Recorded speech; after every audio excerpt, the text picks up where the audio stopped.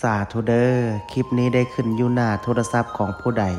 ขอให้พระภูมิเจ้าที่พระแม่ธรณีเจ้าทางจงเปิดประตูเงินแสนอยู่บ้านจงเปิดประตูเงินล้านอยู่เฮือนลูกหลานเฮ็ดหยังจงราบรื่นทุกประการจงอย่าข่มอย่าฆ่า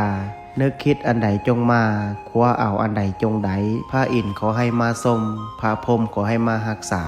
เทวบุตรเทวดาขอให้มาคุ้มครองขอให้สุขกับมั่งขอให้หั่งกับมีขอให้เป็นเศรษฐีหน้าใหม่ขอให้รวยทันใจทุกประการดวงเปิดชีวิตเปิดงานเปิดค้าขายเปิดเงินแสนเงินล้านจงไหลเข้ามามือซ้ายจับเงินตื้อมือขวาจับเงินแสนว่าไปจงมีคนซอยสู้